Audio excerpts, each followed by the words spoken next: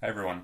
So this is your final lesson in electricity, and it's going to culminate a lot of the topics that we've been talking about previously.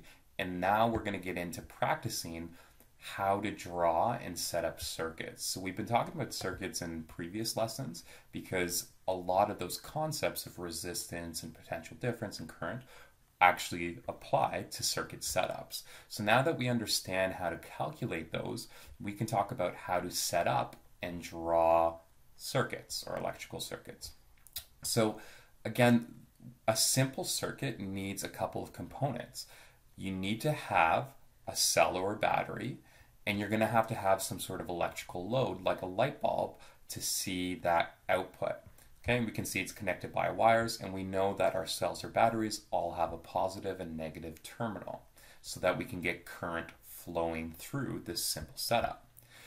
Before we get into what the difference is between a series and a parallel circuit, the first thing I would like you to do is get some practice in identifying the symbols that you can see in circuit diagrams.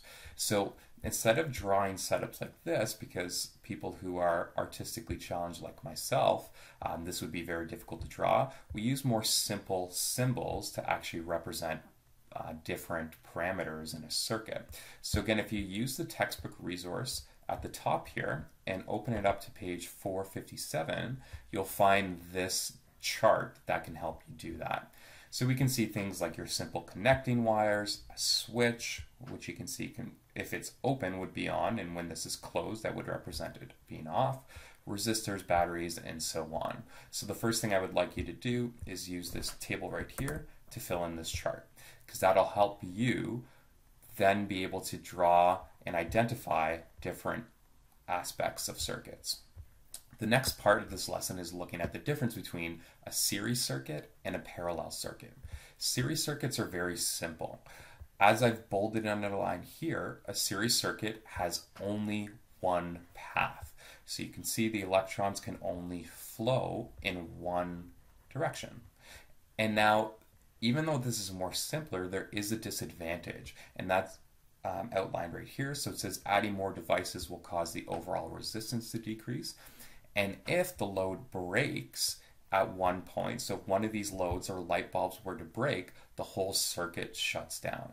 So again, the more loads that you have in a circuit, the more that's going to reduce the resistance, because now that current has to go towards two different loads. And if this light bulb were to break, let's say, that's going to shut down this light bulb as well too, because now the path has been stopped right here. And so the current can no longer flow to your second light bulb.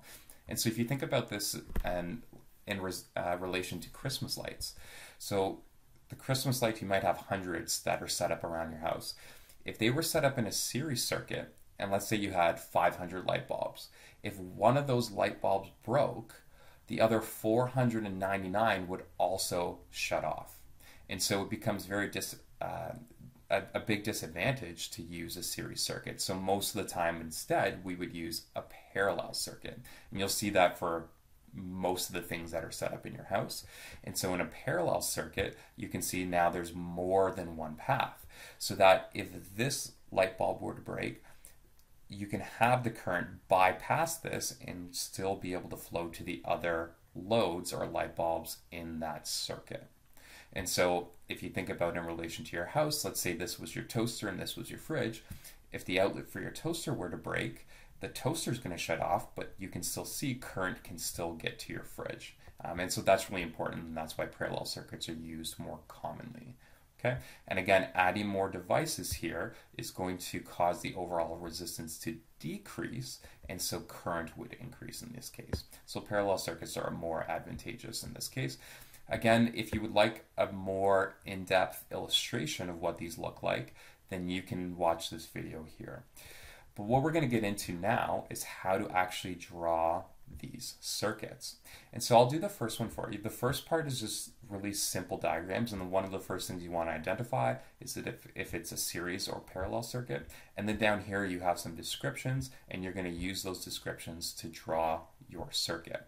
Now, the one thing to remember when you're doing this is there's more than one correct way, especially when you're doing series circuits.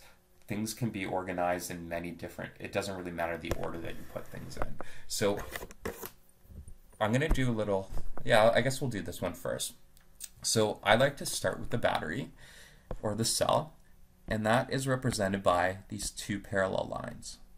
Okay, and you'll see one is longer and one's shorter. The longer line is always the positive terminal, and the shorter line is always represented by the negative terminal. Okay, and so in this circuit, it's really simple. We have a load right here, and so that's usually represented by a little squiggly M, something like that. Okay, and then we can just complete the circuit right here. Okay, and it doesn't really matter if you put the load here, if you put it up here, if you put it over here. That's it. And again, in a more complicated circuit, you might have more components added in. So let's say we also had an ammeter to measure the current, okay, represented by the A. And maybe we had a switch, and the switch was over here.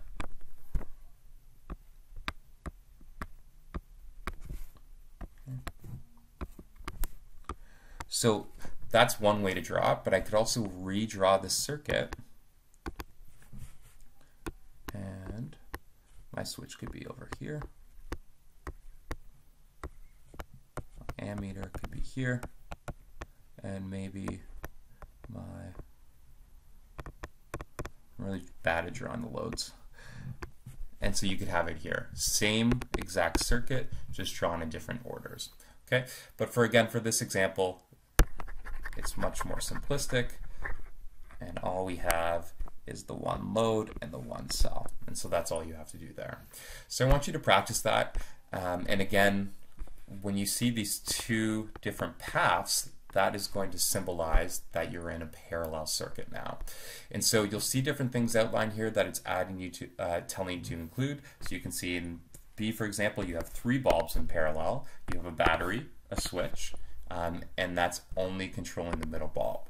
So I would like you to try to practice drawing these things. I think there's 4 here, and then the 3 in the chart. And again, if there's any questions, post those in Teams. And then the last thing, if you want some more practice playing with these circuits, you can use the simulation here and click on it and set up different types of circuits there. Okay, good luck.